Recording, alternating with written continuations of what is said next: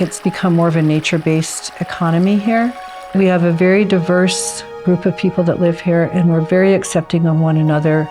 So we're like a big family. I love this town. I mean, I don't want to live anyplace else. When I bought the place, I did ask the owners if they thought there would ever be an issue with mining sort of starting up again. And they said, no, the ore is too deep. It's 5,000 feet. It's not economic to go down and get it. In the early 2010s, there was a Canadian outfit that came in and started poking around. When South32 acquired 100% interest in the mine, I realized there was going to be a problem. I think our biggest concern was the impacts from the mine that have to do with our environment, our water, our soil, our air, what those impacts might be for the people that live here. Historically, this was a mining town, but it was a lot different than the kind of mine that is going in now. Patagonia is unique, this Sonoda Creek watershed, in that it's somewhat of a horseshoe shape. At the edge of the horseshoe, it's high elevation, and we've got winter storms and monsoons. People rely on the precipitation to eventually fill their aquifer that they use for drinking water. We're 100% dependent on groundwater for our everything. We don't have any potable water reservoirs. Our lakes are not potable. I've lived along Harshaw Creek now for over 30 years. We started to have an impact with water around 2021. Susan relies on a well that's about 165 feet from Harshaw Creek. I think it's about 4.5 miles downstream from the mine. The well was installed in 2009. It didn't have the best water quality, and they had a treatment system to take care of some of those issues. It worked well until 2021, when they noticed iron staining. If you look on the hardscape, the irrigation has stained the concrete, similar to, if you have high iron in your drinking water, you see that, you get iron staining in your toilet. That water treatment system clogged with the iron. I've been dependent upon the Patagonia Fire Department to bring water out for me since May of 2022. We need to move that water away from the area where we're sinking the shafts to access the zinc deposit. And so we permitted these facilities so we could pump that water away from the zinc from the shafts, treat it in the water treatment plant to an Arizona surface water quality standard, and then put that clean water back into the environment. So they're discharging clean water. Once that water is discharged, they don't have any additional responsibility, because I don't have any additional authority of what that water might pick up further down the stream. But that clean water is soaking into soil that has naturally occurring lead and iron minerals, and those minerals are dissolving and then flowing in the groundwater. There are already minerals out there, because why else would you mine there if there were no minerals there, right? And this area has, according to the details we are aware of, been mined since the 1600s. We're working with the Friends of Sonoda Creek. We have an agreement with them where they're helping with our community science program, which we very much appreciate. We've been working with them since 2021.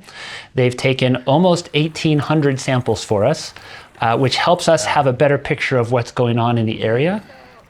The data that they're sharing with us shows that the data is consistent across the past few years that we're aware of. So the mining activity has not caused any significant change in the water chemistry or the water quality. We are just starting to work with them on well sampling. So they're sampling groundwater. This is the first in the state where we've coordinated with a community group to collect well samples. They've only taken one sample from about 20 different wells. All of those wells are showing that the water quality is below Safe Drinking Water Act standards. The standards don't technically apply, but it shows that the water is safe to drink. It's spectacular. The house is bigger than I probably need, but it's an in-holding inside the National Forest. It had a creek on the property that flowed at one time. It had a pond on the property that used to have water in it. The mine is saying that it's climate change and drought conditions. What we're seeing in these wells is very normal for a drought period coming off a wet period. The numbers that have been thrown out there about percentage drops on any well in this region, if you measure from a monsoon high precip period to the dry season, you're going to get that same number, whether you're near us or not. The mining law of 1872 is pretty clear. They can take all the water they want. I can't do anything about that. But what they can't do is destroy my property value, which is what they're doing. We knew that at some point we would be implementing this groundwater management program, and we wanted baseline information for private wells. Well, individual citizens own those wells, so we went to everybody within a 5-mile radius and said, look, are you interested in having your well monitored? We will pay somebody to collect the information and provide it to you on a quarterly basis. We don't have to do well protection agreements. Whatever happens, with those wells happens. But that's not how we have committed we would work with the community and work with stakeholders. When you have a dark force multiplier, like a $1 billion mining company coming in that requires so much water, what is the net effect? And then we're in this horrendous drought. I think water is really very, very, very worrying to people. We knew that there had been previous mining in the area, but we had no idea that this South 32 was going to move in and really expand the mining process.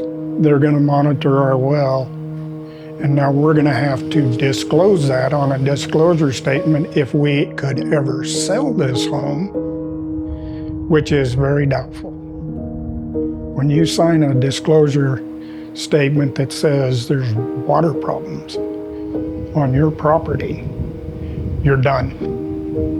I would say they have protection for their groundwater supply if they sign that agreement that they don't have today. So if you go to sell a house today, adjacent to, anywhere around here, and you don't have that agreement, anybody can move in next door and start pumping groundwater and impact you. I feel as though the mine is a neighbor. It's here to stay, and I'd like to see them stand up on their responsibilities to helping those of us who have been truly impacted by their activities. The agreement provides them, if anything we do impacts their water supply and their well, we will pay and take measures to address that by either deepening their well, moving their well to where they get continuous supply. I asked them if they would help me figure this out, because by having cleaned my system and the problem still existed, I felt like I had enough evidence to suggest they were part of the problem, if not the problem. I'm with Friends of Sonoyta Creek, which is attempting to monitor the changes in the environment, particularly in the groundwater and the flowing water in the Patagonia Mountains and how it affects the town of Patagonia. We have a great collaboration of citizens and scientists that are studying these things, trying to make sense for ourselves. Let's not point fingers, let's solve the problem. Let's figure out how to provide water for the community and for the wildlife, which is actually my biggest concern. Not everybody's going to be okay with what we're doing. All we can do is, and we're continually trying to get through different avenues to engage people on their concerns. I hope we're judged by how we respond.